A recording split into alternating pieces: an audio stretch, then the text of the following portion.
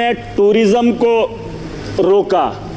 Sir, हम पाकिस्तान के उन 4 आतंकवादियों को रोकेंगे अगर, तो ये टेररिज्म ही ख़त्म हो जाएगा। टूरिस्ट भी अमन से जो है अपने टूरिस्ट की जगहों पे जो है चलेगा।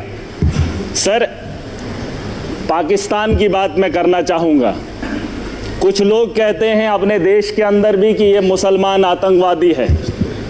पाकिस्तान से आया मुसलमान जम्मू कश्मीर के अंदर या देश के किसी भी कोने में आए तो उसका दाग हमारे माथे पे चिपका देते हैं सर। लेकिन पाकिस्तान के अंदर वही आतंकवादी जब आतंक मचाता है तो उसे पाकिस्तान के लोग खवारिज कहते हैं। क्या कहते हैं?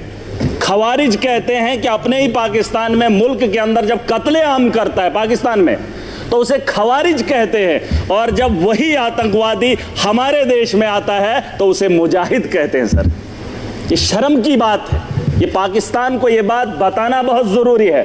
या तो जिन लोगों को आप यहाँ पे भेज रहे हो वो भी मासूमों का कत्ल कर रहे हैं, और जब आपके मुल्क में वो लोग कत्ल करते हैं तो आप उन्हें खवारिज ना कहिए, आप उन्हें भी वही बात बताइए। बहरहाल सर, गोली का जवाब गोली से नहीं होना चाहिए, क्योंकि सर वो 4 आदमियों को भेजते हैं, हम बोल ही रहे हैं, मजम्मत कर ही रहे हैं, और उससे क्या हो रहा है कि हमारे मुल्क के अंदर अफरा तफरी का माहौल है। मुसलमान हिंदू के साथ लड़ रहा है। उन्होंने जो नाम पूछा है, उन आतंकवादियों ने जो नाम पूछा, मुझे बताओ 4 आदमी आने के बाद हिंदुस्तान में अफरा तफरी कैसे फैलती? लेकिन वो अपने मंसूबे में कामयाब हैं, वो दिमाग से इस खेल को खेल रहे हैं सर। मुसलमान पूछकर हिंदू को मार रहा है। वो चाहता है कि हिंदुस्तान के अंदर हिंदू और मुस्लिम का फसाद हो, ताकि ये जंग खुद आपस में लड़े, वो अपना हाथ न इस मुल्क के अंदर डाले।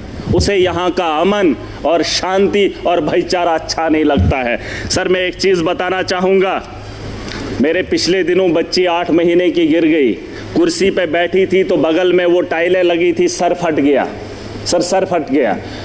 मैंने उस गई और ठीक हो गई, मैंने डॉक्टर के पास लिया, उसका जख्म जो है भर गया। लेकिन जो सर उसके माथे पे दाग है वो तभी लगा है क्योंकि वो कुर्सी से गिरकर उसके 7 बजी है। अगर वो कुर्सी पे चढ़ने से पहले ही उसे बचा लिया होता, ना उसके माथे पे कट लगता और ना ही उसके माथे पे वो जख्म रहता। और वो जख्म ये है कि पाकिस्तान से आया हुआ मुसलमान जब यहाँ आतंक फैलाता है तो हमारे माथे पे जो दाग है उसे मिटाने में हमें सालों साल लग जाते हैं। मैं उसे तो बात ही वही है, मैंने कह दिया है, खवारिज है। सर, मैं बताना चाहूँगा, एक बात है जिसे हम लोगों को समझना बहुत ज़रूरी है। मैं तो समझता था मोदी जी के नेतृत्व में इस देश को चलाया जा रहा है। आतंक के दिलों के अंदर इतना खौफ होगा, पाकिस्तान के अंदर इतना खौफ होगा कि पाकिस्तान हमला करने की मजम्मत भी नहीं करेगा, ये मेरा दिल मानता था। क्योंकि तकारीरें वैसी होती थी, जलसे वैसे होते थे।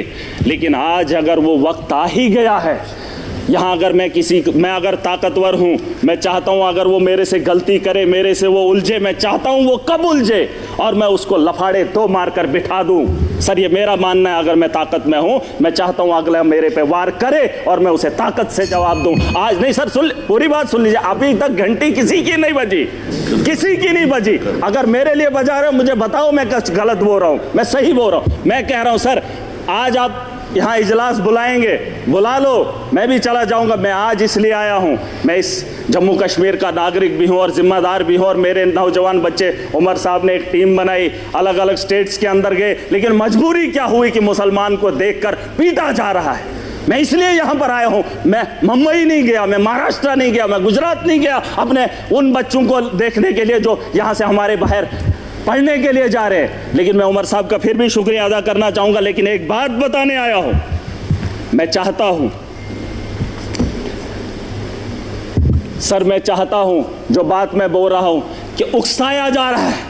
पाकिस्तान बड़े आदमी को, ताकतवर को कभी कमज़ोर नहीं उकसाता है। अगर उकसाने की गलती पाकिस्तान ने की, मैं खुल के बोलूँगा सर, अगर की, और ये पहली बार नहीं हुआ। जम्मू कश्मीर को मोहरा मत बनाइए, मिलकर आज पूरा जम्मू कश्मीर, पूरा देश इकट्ठा है।